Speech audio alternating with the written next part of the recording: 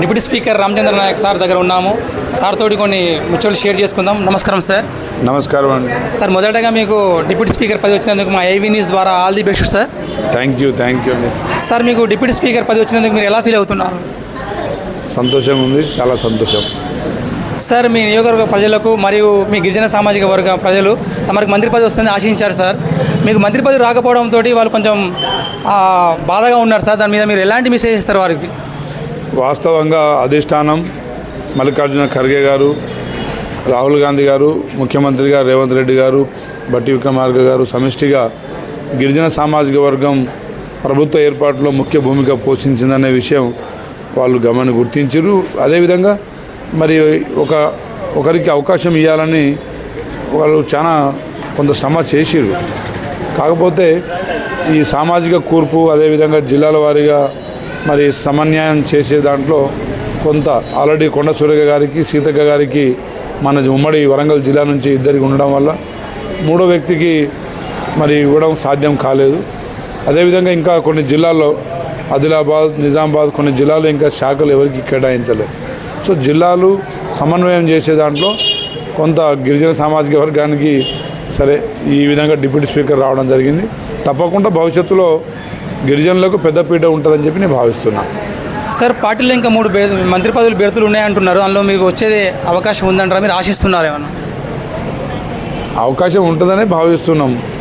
ఎందుకంటే గిరిజన సామాజికం single largest community. మొన్న ఎన్నికల్లో వన్ సైడ్ ప్రభుత్వ ఏర్పాటులో ముఖ్య భూమిక పోషించింది. కాబట్టి మళ్ళీ ఆ సామాజిక వర్గానికి న్యాయం చేసే విధంగా ప్రభుత్వం సమాలోచన చేస్తుందని భావిస్తున్నాం.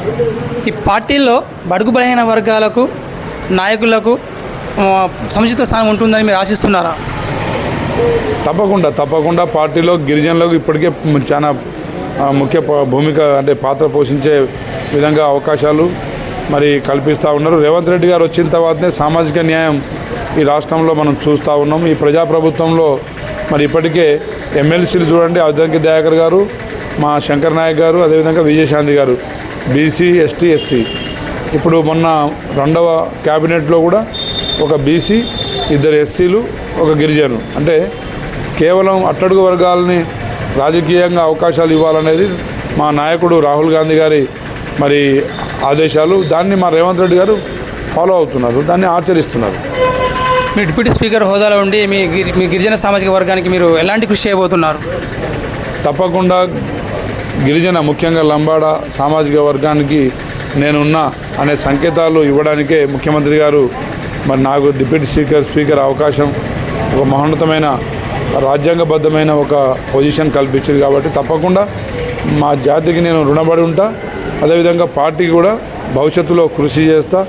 రాహుల్ గాంధీ గారు ప్రధాని అయ్యేదాకా మరి మా పోరాటం మరి ముందు సాగుతుందని చెప్పి తెలియజేస్తున్నాను. మీరు డిప్యూటీ స్పీకర్ హోదాలో ఉండి సమావేశాలలో, అసెంబ్లీ సమావేశాలను ఎలా నడిపిస్తానికి మీరు ఎలాంటి కృషి చేయబోతున్నారు?